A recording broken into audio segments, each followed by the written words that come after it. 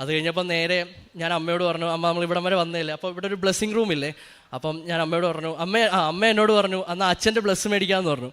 അപ്പോൾ ഞാൻ അച്ഛനോട് പോയി ഇങ്ങനെ എൻ്റെ കാര്യങ്ങളെല്ലാം, ഞാൻ അച്ഛൻ്റെ മുമ്പിൽ നിന്ന് കരയുമായിരുന്നു, ഞാൻ അച്ഛനോട് എൻ്റെ കാര്യങ്ങളെല്ലാം പറഞ്ഞു.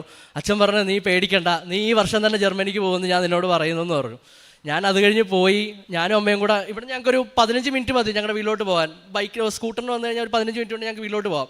ഞങ്ങൾ വീട്ടിലോട്ട് എത്തുന്നതിന് ഒരു 5-10 മിനിറ്റ് മുമ്പ് എൻ്റെ ഫോണിലൊരു മെസ്സേജ് ആദ്യം വന്ന മെസ്സേജ് എടുത്ത് നോക്കുമ്പം ഞാൻ പണ്ട് എപ്പോഴോ ഒരു അച്ഛനെ വിളിച്ച് ജർമ്മനിലോട്ട് പോകുന്ന കാര്യത്തിന് ചോദിച്ചിട്ടുണ്ട്. അപ്പോൾ അച്ഛൻ പറഞ്ഞ്, അച്ഛനിപ്പോൾ ടൈമില്ല, ഡിലേ ആണ്, എല്ലാം അവിടെ ഇപ്പോൾ ആൾക്കാരെല്ലാം കൂടുതലാണ്, അങ്ങനെ കൊണ്ടുപോകുന്നില്ലെന്ന് അച്ഛൻ പറഞ്ഞു.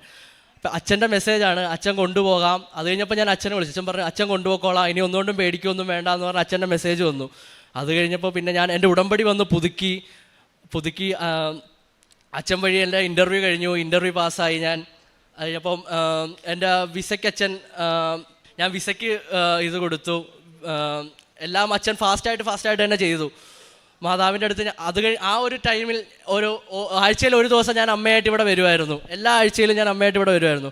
ഞാൻ വിസ കൊടുത്തു കഴിഞ്ഞ് കുറച്ച് ടൈം എടുത്തു, ഒരു 1.5 മാസം കഴിഞ്ഞ് എൻ്റെ വിസ കിട്ടിയത്. ആ സമയത്തൊക്കെ എനിക്ക് ടെൻഷനാണ്, എന്താണെന്ന് വെച്ചാൽ ഞാൻ 1 വർഷമായി ജർമ്മൻ പാസ്സായിട്ട്.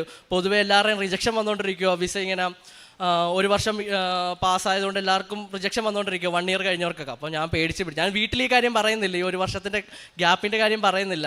ഞാനപ്പം ഇതെല്ലാം ഞാൻ എൻ്റെ മനസ്സിൽ തന്നെ കൊണ്ട് നടന്നുകൊണ്ടിരിക്കുക. അപ്പോഴും ഞാനിങ്ങനെ പേടിച്ച് നിൽക്കുക, വിസ റിജക്റ്റ് ആകും എന്നുള്ള എൻ്റെ മൈൻഡിൽ ഞാനിങ്ങനെ വെച്ചു, റിജക്ഷനായി ഇനി വരാൻ പോകുന്ന, ഇത്രയും സമയം എടുത്തു, റിജക്ഷൻ വെച്ചു. അങ്ങനെ ഇരിക്കുമ്പോൾ എനിക്ക് മെയിൽ വന്ന് ഞാൻ പൊട്ടിച്ച് നോക്കുമ്പോഴും എനിക്ക് റിജക്ഷനാന്നുള്ളൊരു ഇതിലാണ് ഞാൻ പൊട്ടിച്ച് നോക്കുമ്പോൾ അപ്രൂവായി. ഞാൻ എന്നിട്ട് അമ്മയോടത് പറഞ്ഞു. ഞാനും അമ്മയും കൂടെ നേരെ കൃപാസനത്തിലോട്ടാണ് വന്നത്.